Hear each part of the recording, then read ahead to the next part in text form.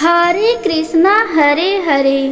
आज मैं आपको सूर्य भगवान की एक सुंदर सी कहानी सुनाने जा रही हूँ। बहुत समय पहले की बात है। आकाश में तेज प्रकाश फैलने वाले सूर्य भगवान पूरे संसार को रोशनी और गर्मी देते थे। उनके बिना धरती पर जीवन संभव नहीं था। पेड़ पौधे, जानवर, इंसान सब सूर्य भगवान की कृपा से ही जीवित थे।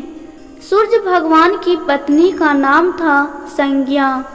वे बहुत सुंदर, शांत और गुणवान थी।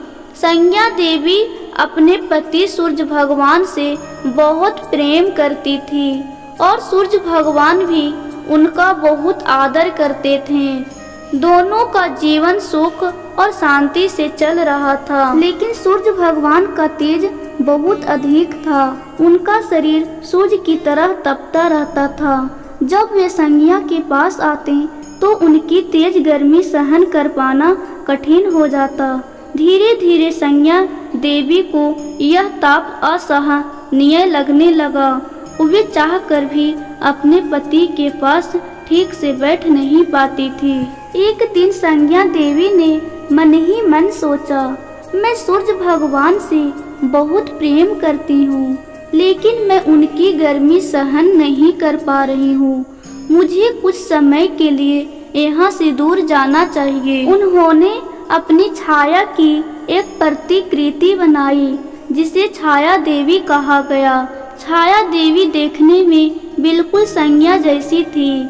संज्ञा देवी ने उन्हें आदेश दिया, जब तक मैं वापस न आऊं तुम सूर्य भगवान की सेवा करना और किसी को बताना नहीं कि तुम मेरी छाया हो। इतना कहकर संज्ञा देवी जंगल की ओर चली गई और घोड़ी का रूप धारण कर लिया। वहां वे तपस्या करने लगी। इधर सूर्य भगवान को कुछ दिनों बाद अजीब लगने लगा। उन्हें लगा कि उसकी पत्नी का स्वभाव बदल गया है। पहले जो प्रेम और कोमलता थी वह अब कम हो गई थी।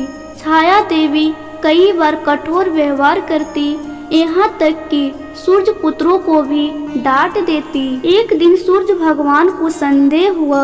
उन्होंने अपनी दिव्य दृष्टि से देखा और सारा रहस्य जान लिया कि यह उनकी असली पत्नी नहीं बल्कि उनकी छाया है। तब सूर्य भगवान बहुत दुखी हुए। वे तुरंत अपनी असली पत्नी की खोज में निकल पड़े। घूमते घूमते वे जंगल पहुँचे, जहां उन्होंने घोड़ी के रूप में संज्ञा देवी को तपस्या करते पाया। सूर्य भगवान ने भी घोड़े का रूप धारण किया और उनके पास पहुँचे। उन्होंने प्रेम पूर्वक कहा, संज्ञा तुम मुझसे दूर क्यों चली गई? मैं तुम्हारा दर्द समझ नहीं पाया, यह मेरी गलती थी। संज्ञा देवी के आंखों में आंसू आ गए। उन्होंने कहा, स्वामी मैं आपसे प्रेम करती हूँ, लेकिन आपका तेज मेरी शक्ति से अधिक था, इसलिए मैं चली गई।